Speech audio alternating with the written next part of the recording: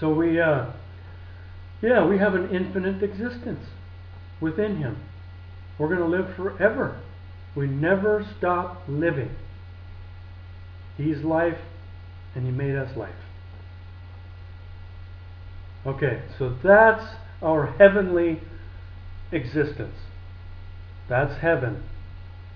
Okay, aside from the physical. Now let's talk about the physical world. For this age, we have a limited age to live in. God didn't want us living forever.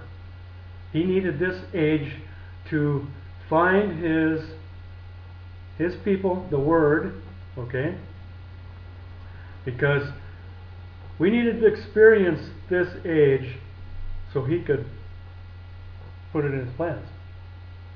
That's how God works. He sees everything, but everything has to be lived out before He can create. And we don't understand that part of God, because He's infinite in not just one direction. He's infinite everywhere. He's in the future, wherever the end is, there isn't any end. And He's all in the past. He's everywhere. He's in every direction. So He knows all things. That's why everything has to be lived out. He can't just bypass this age and go right into paradise. He needed this age to select His people. Those who would obey Him. Those who heard the Word and obeyed Him. And they became obedient to the Word. What's the Word? The truth. The knowledge of God. And it's a spoken word. It's a word that we all hear within us. Because our image, okay, that's where we get all our thoughts. All our thoughts come from this image. Comes up in through our atoms of our body, and it comes through our brain. Our brain processes these thoughts, and that's our life. That's how we live. Without thoughts, we can't exist. We cannot exist. We need to have that life we were created as. So in our physical body, we for this age, God formed us with genetic sins. Now, sins is just a name. It's not a terrible name. We could call it genetic malfunctions. We could call it, you know what I'm saying? It's just our genetic traits that God gave us, that gave each one of us. There's certain traits in all of us, especially one trait, and that's pride.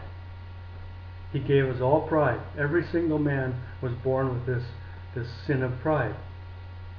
And this is the sin, the pride that keeps us from knowing who we are in God. It keeps us from those thoughts of truth. So it takes, what it does is it gives power to deceive our thoughts.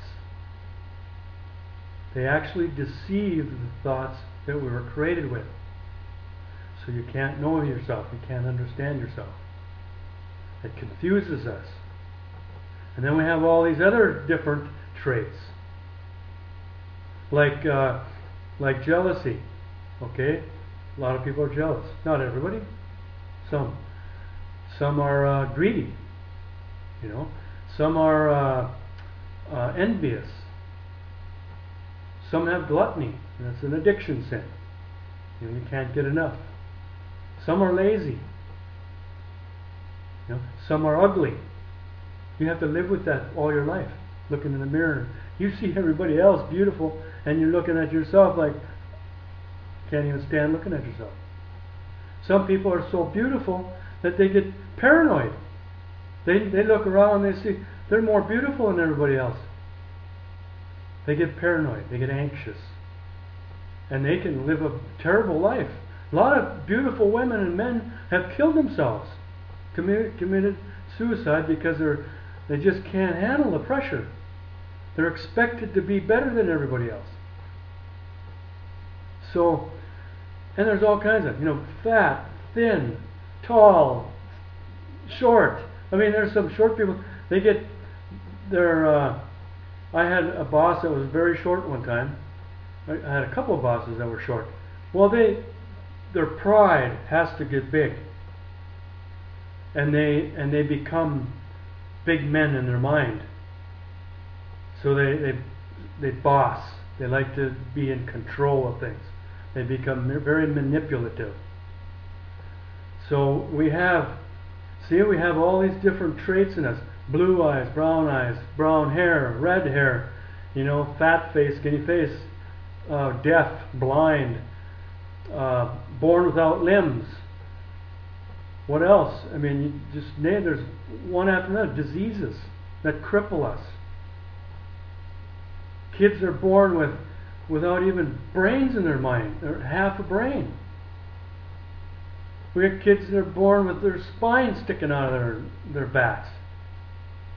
We just have an unbelievable list of things that happen to the human body, and that's all planned by God. Everything that happens in our physical world and in the creation, it was all in the creation. It was all in our image. This is who we're going to be. You see, okay? So this is our flesh. This is who we're created, not created, formed with, temporarily formed with. And it was only to deceive everybody and make them liars.